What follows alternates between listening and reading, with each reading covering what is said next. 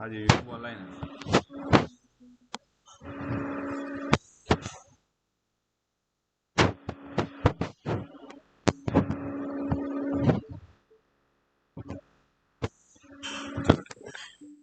चलो मॉनिटर करो।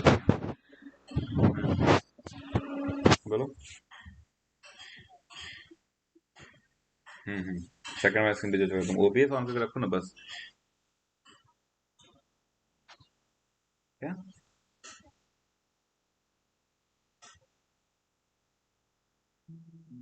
हाँ, क्योंकि वो इंग्लिश दिखा रहा है, लेकिन हम लोग को मेनली फ्रेंच पे रखना है अभी, क्योंकि वो फ्रेंच चैनल है तुम्हारा, हम इंग्लिश चैनल है मेरा। ठीक है, चलो।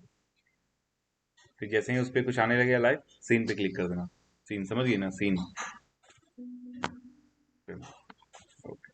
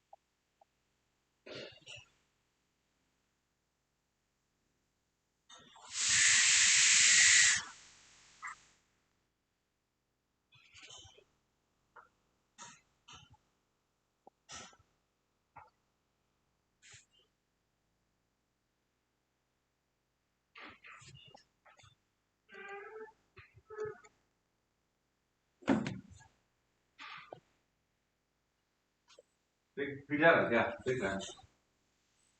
क्या हुआ? हाँ, दोनों पे ऑनलाइन।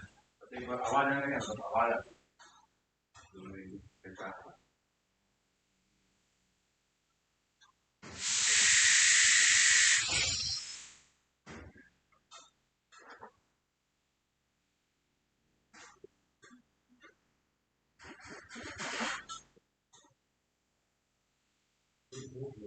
हाँ,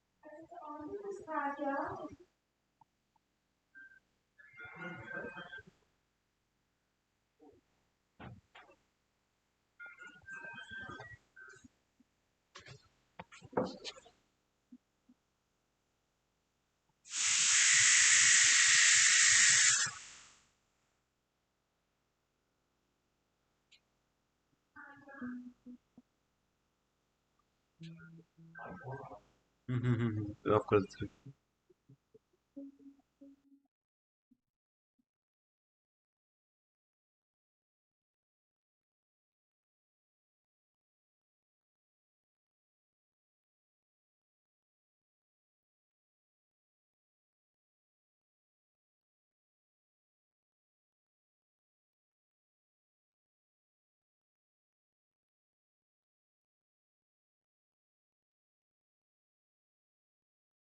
Distinguished ladies and gentlemen, we will begin our session in just about 2 minutes.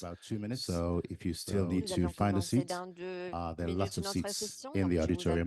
We will be starting shortly. Nous allons commencer bientôt.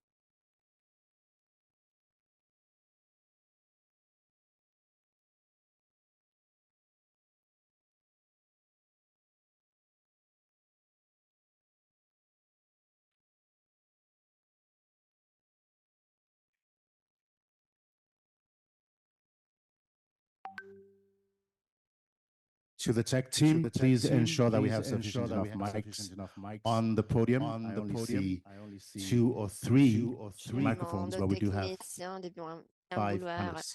If you could move speedily and provide those, it would be much appreciated. Thank you. Orateurs. Merci.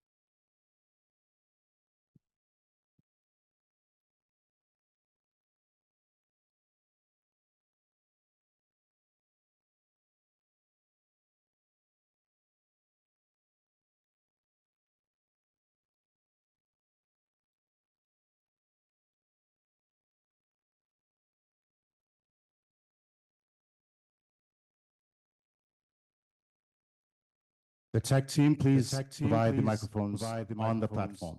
Quickly, please. Quickly, please. Je demande aux techniciens de bien vouloir nous apporter des micros ici sur les podiums. Merci, rapidement.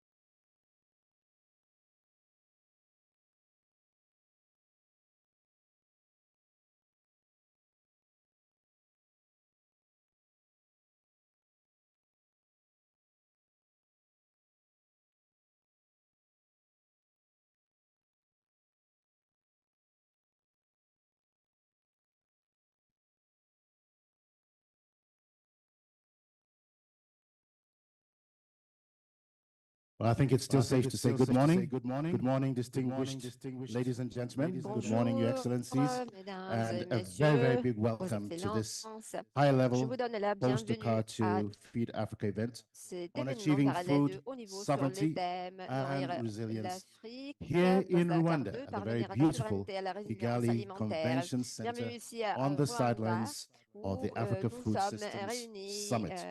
Now, a ici little dans over a cet year ago, auditorium très beau. actually, it's been almost À peu près 19 months. il y a Most of un us an, here in this room il y a and 19 many others from mois, around the world were gathered beaucoup de gens in qui sont dans Dakar, cette Senegal, salle for what et was beaucoup truly an d'autres s'y sont réunis unprecedented à Dakar, au event that Sénégal, attracted global pour un leaders, heads événement of sans state and précédent government, qui a development partners, attiré private des sector leaders players, mondiaux, and investors for, également again, des, an des secteurs unprecedented privés, la gathering société dubbed civile, des Dakar to Feed investisseurs. Africa Summit. Tous se That sont event réunis was remarkable in au several sommet de ways. Dakar. Un One, the événement diverse remarquable stakeholder sous engagements. plusieurs And points de then, vue. secondly, and I Tout think more importantly, this d'abord was not pour a talk fest, because I think l'engagement one des of the things that parties has plagued prenantes, mais us aussi many parce times que l'une des around the choses world, and it's not an African importantes issue, a is été that que we plusieurs specialize fois dans in le monde, talk pas seulement en fests and Afrique, deliver very little. il y a This des was a summit that was absolutely colloques, des conférences different. qui sont The organisées. On heads of parle state beaucoup et on came ne fait and they rien. Mais entered ici, les into choses ont été and committed différentes. to Et on compacts a with vraiment regards to pris what un they were going to engagement. do On a signé des pactes concerning à propos de ce policies, qu'on fera actions, et and à investments. A propos lot des has happened politiques, des since actions et then. des So today, investissements. Donc, on a we fait have an beaucoup opportunity dès to lors. Et engage with aujourd'hui, nous avons several of those l'opportunité who were in Dakar de to find parler out avec what has beaucoup de transpired ceux qui étaient à since Dakar then. pour And I gather découvrir quite a bit ce qui a été has. fait de But before lors. we get into that session, I'd Mais like to avant cue de the commencer opening notre video for session, us je today at this voudrais session. vous montrer So, la opening vidéo video, please. de bienvenue de cette session.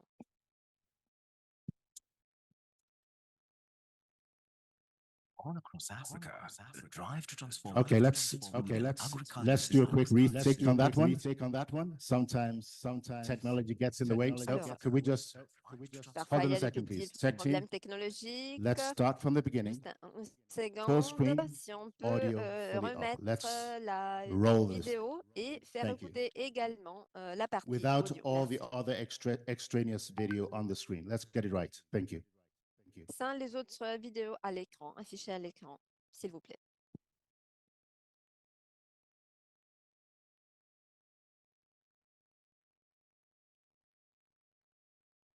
All across Africa, the drive to transform the continent's food and agriculture En system. Afrique, Again, distinguished ladies and gentlemen, I'm l'engagement, going to have to encore impose une myself fois, here. mesdames No, et tech messieurs, team, please, je let's dois get this right. vous dire que Pause the malheureusement, il y a video. un problème technique.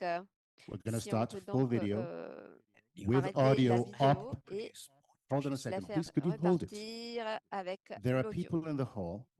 They've come from far and wide, and they need to Il y hear a des personnes dans la salle what's qui sont venues de on the screen.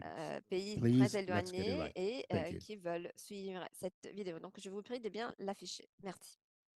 All across Africa, the drive to transform the continent's En food and Afrique, agriculture systems is l'envie gaining de momentum. changer les Africa is systèmes blessed with abundant fertile land alimentaires and water devient supplies, de plus en a plus massive grande. farming En population, Afrique, and il y new a technologies are une helping produce population more nutritious grandissante food and et des creating a more technologies climate qui resilient nous aident à agricultural ecosystem. produire des African denrées leaders are alimentaires. demonstrating a Les strong and leaders visionary africains commitment to the ont continent's food démontré security. d'avoir une grande vision pour la sécurité January alimentaire du continent. 2023, 34 heads of En state and janvier government met 2023, in Senegal for the Feed 34 Africa chefs d'État et de meeting, gouvernement se sont dubbed the rencontrés au Dakar 2 Sénégal Summit. Over pour 3 days and several le boardroom sommet de sessions with Dakar. development Pendant partners and the 3 private jours, où il y sector, a eu they beaucoup de hammered out sessions, où se sont strategic food rencontrés and des leaders agriculture delivery du compacts secteur for their privé, des respective countries. partenaires. United Et, under the Dakar Declaration, chaque they pays a resolved to adopté un dedicate pacte. Et 10% il y a eu of their également public une budget to déclaration. boosting food production, Et strengthening crop on resilience, s'est and food engagé security. à augmenter la production alimentaire et la sécurité 2023, the African alimentaire. Development Bank has approved En 33 post-Dakar 2023, 2 la operations Banque valued at de développement $740.27 million africaine to support the implementation of a food and approuvé agriculture des delivery fonds à compacts. hauteur de This year, 740 $2.2 billion of project millions investment and de policy-based dollars pour operations des are planned for investissements dans approval, des among which projets, pour des opérations $99.75 sur million les has been terrains. approved in the first quarter of 2024. Et dans les Because premiers we can do so trimestres much du when we work 24, on a déjà together. commencé le Africa travail. achieving food sovereignty and helping feed the rest of the L'Afrique world is a matter that is close to the s'engage heart pour of the African atteindre la Development Bank Group. sécurité As alimentaire, part un of the enjeu bank's qui est Feed Africa vraiment cher strategy, aux the jeunes Technologies for africains. Et African Agricultural les Transformation, technologies or TAT pour la program, aims to transformation increase Africa's food de output by l'Afrique 100 million tons seront and reach 40 million pour farmers with proven augmenter la technologies production by alimentaire, pour 2025. afin So d'être far, TAT utilisée par tous les financing has paysans. delivered Jusqu'à heat-tolerant aujourd'hui, wheat varieties, drought-tolerant nous maize avons varieties, pu and high-yield promouvoir rice varieties to des 11 million denrées farmers, as alimentaires well as différentes. Nous increased crop avons pu production aider by 3 an millions estimated de 25 paysans et million nous tons of avons pu additional food. This is augmenter la transforming production Africa's food alimentaire à systems, hauteur de especially for the 60 continent's youth and tonnes de women. denrées alimentaires. C'est particulièrement Para kun important rai sakone ho pour kai les kala ko jeunes yom et ne les wan tin ko femmes yom sa du mo tum continent. man si sa tin kun si na ra bate to yo do ra tera kon na ti fi kon ba ina ra kana kor karani kana chala ko yom ne jole ko yitine tin bar si fanne to igir ra ola jene gamada gara.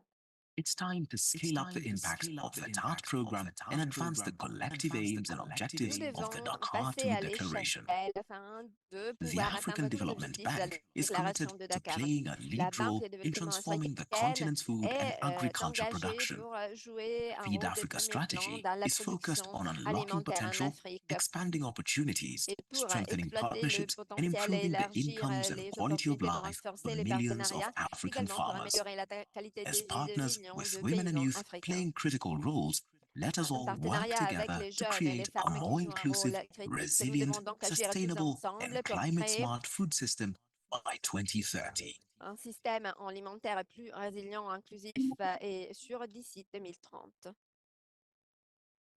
And 2030 is just around the corner.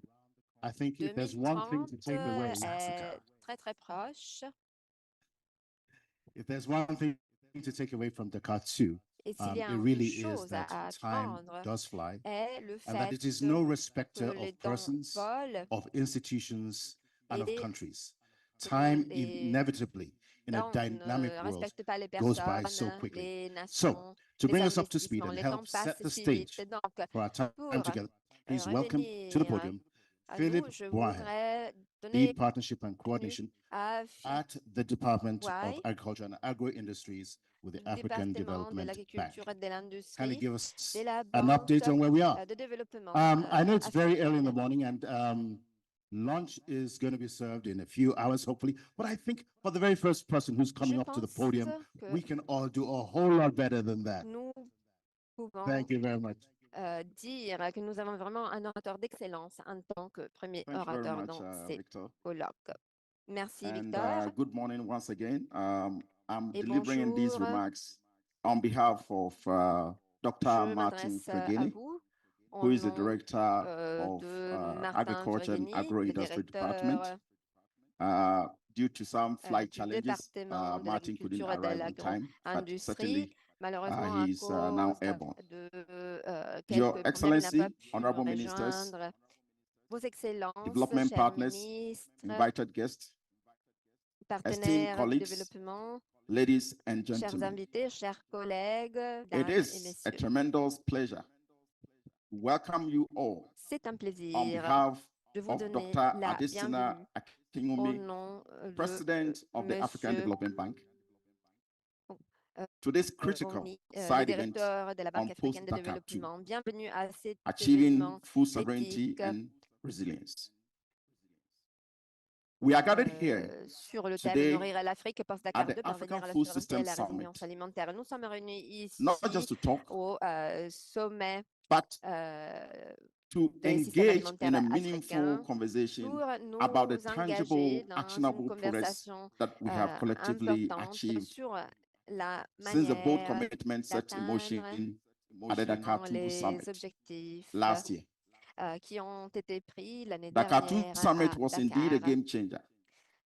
Le Dakar, It was a historic le sommet de Dakar 2 convergence a vraiment of changé la 34 donne. African heads Il y of a eu state, vraiment une convergence et la 75 présence de 34 ministers, and chefs numerous d'État et de critical gouvernement partners. s'incarnent Senegal, we grâce shared a à la vision Banque to africaine de transform développement Africa's agriculture pour and partager une food vision et pour systems, transformer and to ensure that it l'agriculture en becomes a more Afrique thriving, et pour s'assurer competitive, de and inclusive promouvoir sector un for the contexte continent. plus compétitif dans We le understand continent. Nous that comprenons, agriculture nous is sommes not just a way conscients of que life, l'agriculture n'est pas tout it simplement is a thriving euh, business and our sure path to un enduring système. C'est sustainable aussi prosperity for un millions of African secteur farmers prospère living qui in assure la rural prospérité des areas. millions de familles africaines Today, qui vivent dans des we are zones here to review rurales. our progress and to Aujourd'hui, chart nous sommes ici pour the new way parler forward. de nos progrès We et are pour committed to making parler de l'avenir. Africa food Nous secure, sommes engagés resilient, and sovereign. And so we à aim to rendre build on the l'Afrique momentum sûre of du point Dakar de vue 2 alimentaire. and Donc, even nous elevate it voulons to the next exploiter level. l'élan qu'il y a eu après le sommet de One of Dakar 2 our most et passer à impactful l'échelle. strategies, as you saw in the video, has L'une been des the stratégies les plus technologies for importantes, comme vous African l'avez vu dans agriculture la vidéo, transformation, a été what l'utilisation de we la simply technologie pour la call transformation de TAT, l'agriculture en Afrique, which is essential for the successful ce qu'on appelle implementation le TAT, of ce the qui est Food and important pour la Agriculture mise en Delivery œuvre Compacts at the efficace country level. des TAT indeed pactes has facilitated pour the deployment of l'alimentation. climate-smart Le agricultural TAT technologies a across the continent, facilité some of which you la saw in the diffusion des video, technologies intelligentes dans les enhancing continents. Vous avez productivity and vu also quelques technologies dans building la vidéo resilience. et We cela nous a can permis see également examples d'augmenter la from productivité Ethiopia, et Kenya, d'augmenter la résilience. Nigeria, Il y a des and Ghana. exemples en As TAT has Éthiopie, au deployed Nigeria, au heat-tolerant Ghana heat-tolerant wheat et and water-efficient rice technologies, which has tremendously nous avons boosted commencé donc à food utiliser ces production. technologies pour la These successes production are de not blé, just par exemple. milestones, but are fundamental changes Il s'agit supporting our de broad goals. jalons fondamentaux, mais And to également date, the African des Development Bank has approved étapes fondamentale. 33 Et pour la Dakar Banque 2 africaine de développement, operations valued après at le sommet de Dakar 2, $740 million, a currently approuvé under des implementation. millions de dollars de In financement 2024, pour la phase de mise en the œuvre. total En lending 2024, is $2.2 billion, of which 2,2 milliards de about dollars $100 ont million été has engagés already been approved in the first quarter of this et year. 1 With these milliard a commitments and déjà approvals, we été are on approuvé track pour l'utilisation dans le premier in trimestre de achieving cette our année. 10 billion target set for Donc, ourselves within nous 5 years, starting sommes 2023. prêts à atteindre les objectifs fixés To pour ensure effective 2030 à follow-up of partir de these commitments 2023. and this Pour lending, assurer the un president of the suivi bank efficace, appointed 2 special le envoys président de la banque to a support nommé the 2 presidential envoyés delivery spéciaux pour councils established in soutenir many countries, including le Tanzania, conseil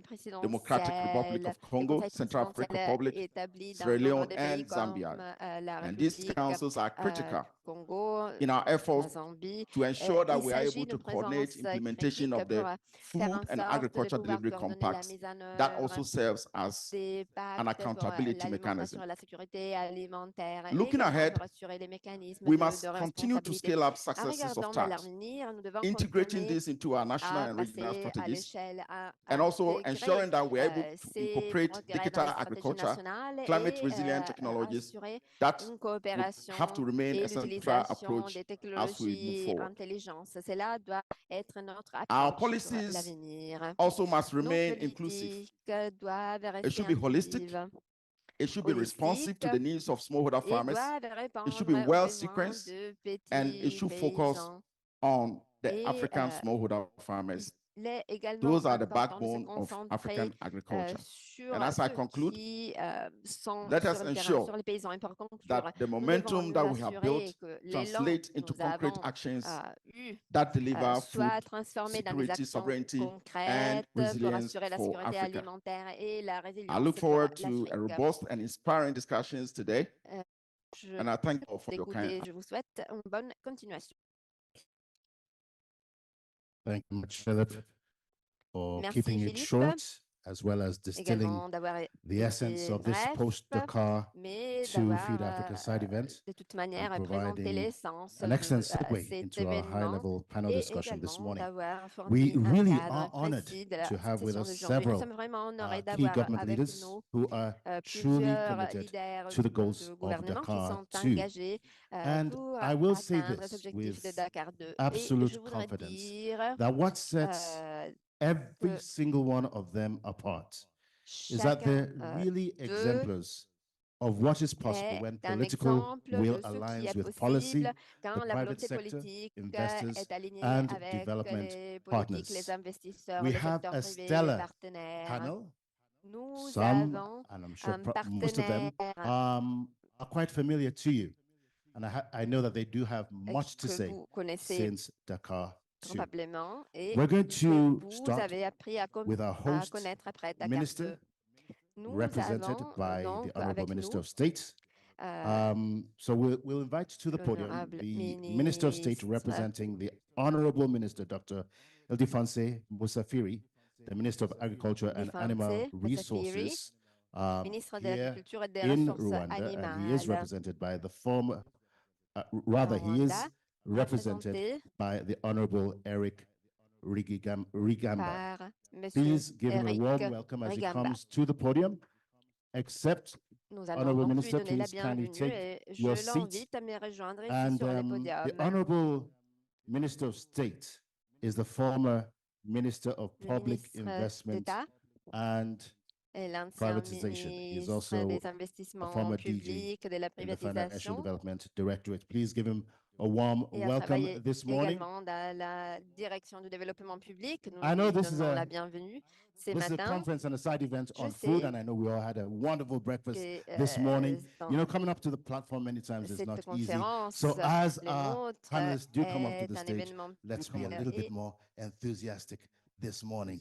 Thank you once again for your je support. vous invite à Our montrer un next peu plus panelist is Honorable Henry d'enthousiasme ce Musa matin. Parker, Après, the Minister of nous Agriculture and avons Food Security in Sierra Monsieur Leone. Hussein Mohamed As he comes to the platform, Baché, ministre de I l'Agriculture. think I'd be right to say that he indeed is the youngest minister crois in the Sierra Leonean Il est cabinet, vraiment and he le leads the Feeds ministre le Alone plus jeune initiative in the country.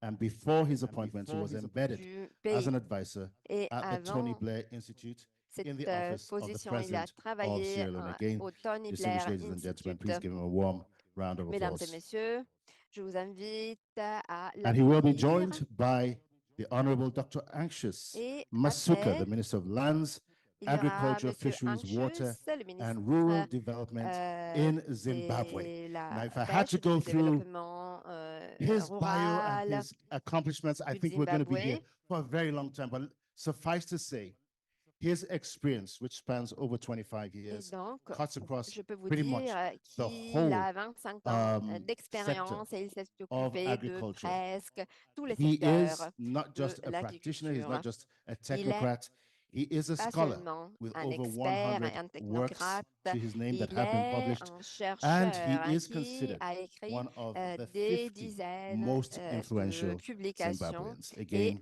please give him il a est round of applause. parmi les 50 personnes du Zimbabwe We les are plus honored to have importantes. with us, and before His Nous sommes Excellency comes honorés to the d'avoir table, avec nous I do note that, again, for reasons of protocol, ministers are referred to et je as vous the dis, honorable. And on my list, I also see the pour des raisons de honorable protocole, governor, but that is not the case nous in appelons Nigeria, tous les ministres because every single one of the Monsieur le governors is ministre, actually mais an executive governor après il of y a their également deux respective gouverneurs states. et In les other words, gouverneurs they do not take sont instructions également des necessarily représentants de from the l'État. center. So for that reason, please Ils ne give reçoivent a pas warm directement round des of applause to the instructions du executive centre du governor gouvernement. of Et donc, Nigeria's je vous Jigawa invite à State, donner la His bienvenue Excellency Malam au Umar Namadi. gouvernement And as he comes du Nigeria, to the Malo podium, Moura Maweti. he started off his career as an auditor and a chartered Il a accountant, commencé and he sa has carrière served en in tant several prestigious qu'auditeur bodies et across the comptable. country.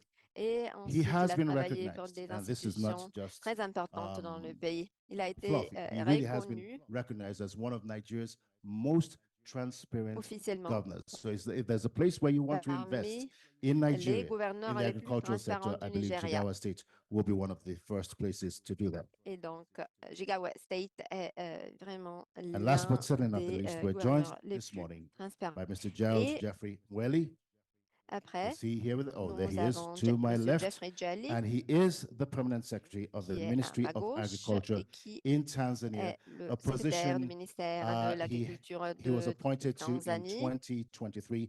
And he Il a again été also brings nommé en tremendous experience 2023 across the et il agro-industrial a une field très to the grande table. So, ladies and expérience gentlemen, this dans les is secteurs our industriels. honored Et donc, panel this mesdames et morning, and messieurs, we're really, really honored voilà to have them notre panel here de with ce us. matin. There's Nous so sommes many vraiment events going on honorés at de the les avoir AFS tous this avec morning, nous. Il so y a it really beaucoup is a pleasure de sessions having qui you sont with en us. cours ce matin Before we et do c'est start, vraiment un I'd like to plaisir de say vous that avoir we ici are avec nous. short on Avant de microphones. commencer, je So voudrais in the event that the person next to you dire does not que have nous one, n'avons pas kindly assez de micros do the et honors for us donc, and pass them si vous along. voulez intervenir et So que vous n'avez pas I'm un going to come micro, je first vous to invite the à Honorable nous le Minister dire. of Je vais donner Minister la of State parole of à Monsieur le Rwanda, Tony ministre Proper, that as a host d'État minister, du you have the Rwanda. first question this morning.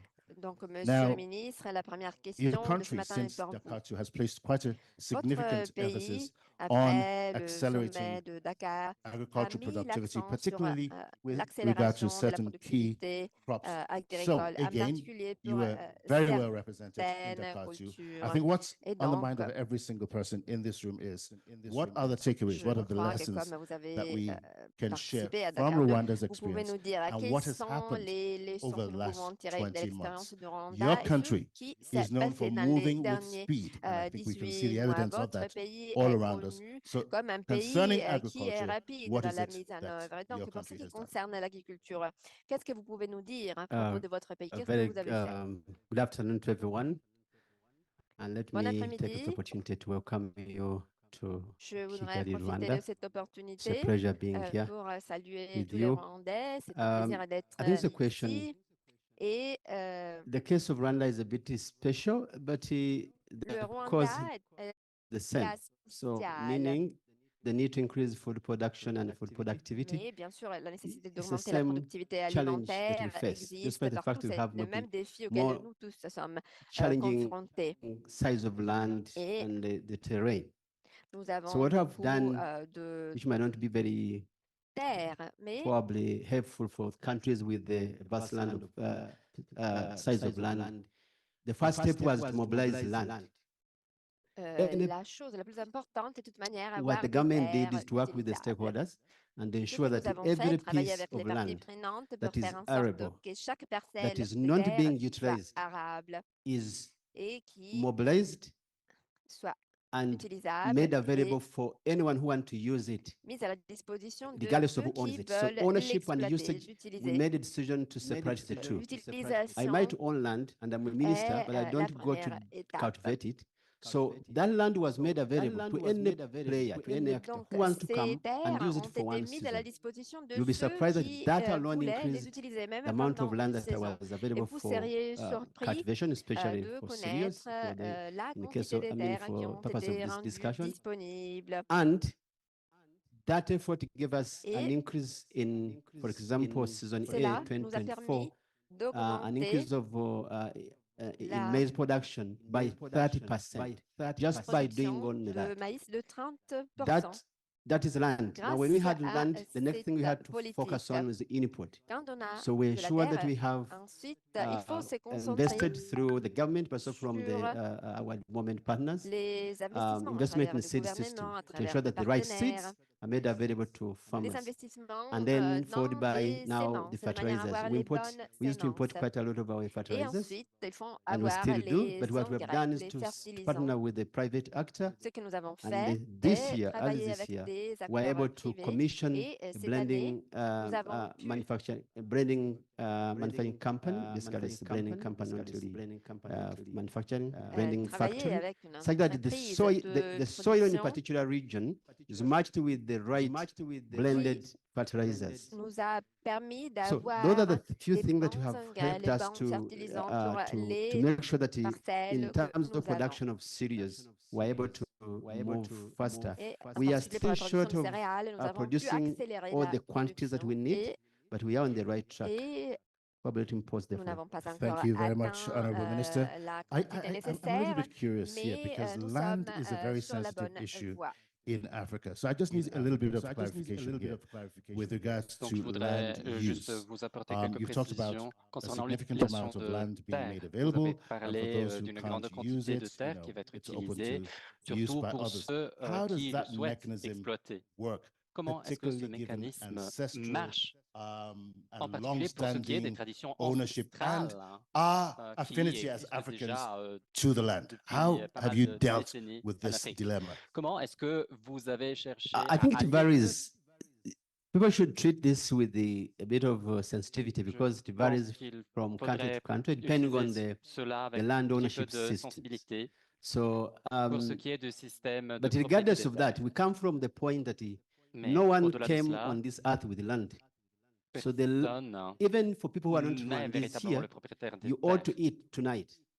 So the land we have here, Donc, de toute it's façon, tout le only monde doit se source nourrir. that we Hein. have to feed all citizens of Donc, that la seule source of que our nous avons à country. So disposition what we pour say, nourrir nos we pays do est la not terre. we will not tamper with the ownership of your land. It's your land. Donc, en So we fait, gave you three options.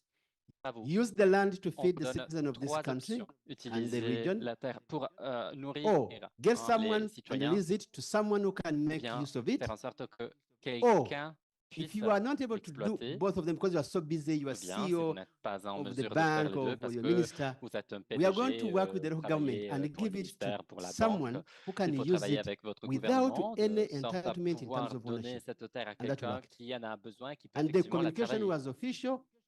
You are using it for Et 1 leur year. communication a été Actually, it officielle, was vous initially was one l'utilisez season. pendant un You an, use it, you have no pendant ownership une saison, à vrai of that dire, land.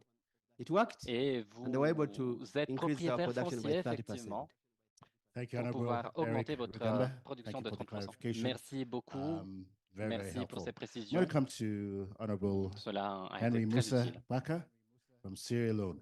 You were on Honorable Henri several Moussa panels Baka, in Dakar. And if I recall, vous you'd only spent, avez été un I think, intervenant about a month or à two plusieurs panels à in Dakar. Je me office. souviens très But you were bien very passionate qu'il y a about un ou what it was deux that you wanted to mois, do Vous And you avez laid été très out passionné very à specific propos de ce que plans, vous voulez not just for atteindre Dakar 2, et vous but avez expliqué des plans practical très spécifiques, and non seulement pour ce qui est de implementable Dakar 2, policies mais that your également government pour des was adopting. politiques So I'm really qui peuvent curious, effectivement what être has mises en happened œuvre par votre since Dakar gouvernement. 2? Donc, je suis véritablement très curieux. Qu'est-ce qui s'est Victor. passé depuis Dakar 2? Honorable Merci Ministers, beaucoup, Victor. let me take this opportunity to thank our host Ministères honorables, j'aimerais government prendre cette opportunité pour for remercier having notre us here, gouvernement hôte distinguished qui guests, nous and of a course the African invités. Development Bank for Et bien the évidemment, j'aimerais opportunity and the également panel. remercier la Banque Actually, just a du bit of développement africain. correction. I En was fait, in Dakar. j'étais I wasn't yet minister. à I was Dakar. Je n'étais advising pas encore ministre à Dakar, the par contre. president. And at the time, he was very J'étais juste clear about what he là wanted. en substitution du And so the président. Dakar 2 provided a platform Et to sort of le clarify Dakar that and 2 shape that a été a véritablement little bit. So l'endroit pour soon after clarifier nos he won priorités et les re-election, préciser. he made the choice to have me as minister Et then. juste après, il a gagné So les it élections became et il a easier for me décidé de to me nommer translate ministre. what Donc then cela a was été bien plus facile pour moi de traduire what we presented as a compact into a ce que nous bigger, avons présenté en bolder tant que program pacte going forward. et le So a lot has transformer en happened un to your question. programme bien In plus fact, fort. this Beaucoup similar s'est panel passé last pour year, répondre à votre question. I was just spent maybe 2 J'ai months on the job and pris we're still part à figuring un out panel semblable what we l'année wanted to do. dernière et je So devais encore we've developed a very m'orienter dans mon comprehensive nouveau poste en tant que program that takes the ministre. compact Mais and j'ai décidé de looks at mettre en all œuvre facets of un it and plan has sort of plutôt exhaustif heightened qui our regarde prioritization. véritablement toutes les I côtés think the du president pacte, surtout decided pour ce qui est de la privatisation. Et je he was pense going que to le put président everything he wanted a décidé to make sure de mettre we succeed tout ce qu'il in voulait dans feeding ce Sierra pacte Leone and not pour only meeting s'assurer our qu'on puisse avoir du local succès en demands for Sierra food, but Leone, par also with some exemple, value chains that we can import, we can export. So set up et the s'assurer qu'on delivery, puisse effectivement presidential importer, delivery exporter council, de la nourriture aux besoins. ensure that all critical ministers, and Et that is an voilà, all pour of government s'assurer que tous approach, les where you have the Minister ministères of clés Finance, puissent Minister of adopter Roads, Energy, véritablement all de where the concert une president stratégie, chairs, y alongside compris les myself ministères de as a secretary l'énergie to et de la this, finance, par to exemple. move this forward on the priorities. So that was very important. Et de We concert, comme je vous quickly le disais, realized tous ces also ministres that ont fait en funding sorte for que this is very critical. I l'agenda think what the puisse compact procéder. Et sort of cela a été véritablement highlighted for us critique. and all the Pour ce qui est du follow-ups is that pacte, il faut dire we're qu'il a going to need véritablement a mis lot en of money avant nos very quickly, intentions. and Et we're dans going to l'avenir, nous need aurons besoin private de sector to beaucoup come d'argent to rapidement. work alongside us. Et on aura besoin de la We've had a number collaboration of du road secteur shows privé with our également. plan and investment.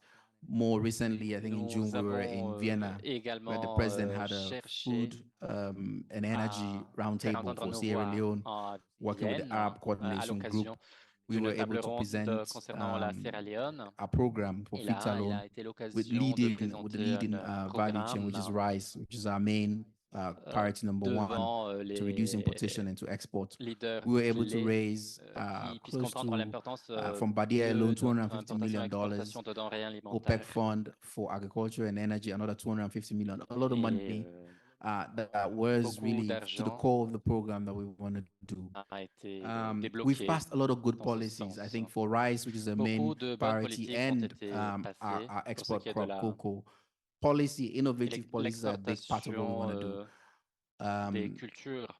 We made sure the importers that are bringing rice in the country are a Nous part of the assurés solution. que les importations puissent faire partie de la For solution. one, they have the infrastructure Et to be able to take rice from il y a China to effectivement any des corner in the country. infrastructures So qui we think permettent they have to be a part of it. They au riz have de some of them can nous arriver de Chine, bag, par some of them can exemple. process. So we made a policy that in exchange for license to Et bring nous avons rice fait in the passer une country, you have to politique de sorte à ce be que, able to en participate échange in du the riz, value chain sector. They're vous picking that devez up. They're planning. The biggest rice participer importer à is la mise en œuvre de going to notre process rice. projet. First of all, off taking from smallholders, Avant because tout, for them it's il a faut big change commencer avec from des ordres being in de your living petite room, entité et ordering par rice la in a suite container to come and sell, and you get money versus leur going to donner set à up shop and l'échelle, farm le and all commander à that. We l'échelle say, look, we're flexible. You nationale. can Vous process, voyez, you c'est can bag le and do grand all of that. changement. On est dit qu'on est We're flexible et ensuring tout, also et that a il lot n'y a of aucun the souci food et that nous get devons nous consumed assurer également que by beaucoup des military, aliments the qui hospitals, the sont schools, consommés à that comes l'hôpital, à from our l'école et local ainsi de farmers. So suite 25% this year, and it's moving. soient I'll land effectivement quickly. produits localement. And then we are really Actually, it's really a question. En fait, I'm c'est not trying to cut véritablement you une short, question Honorable que j'ai. Minister.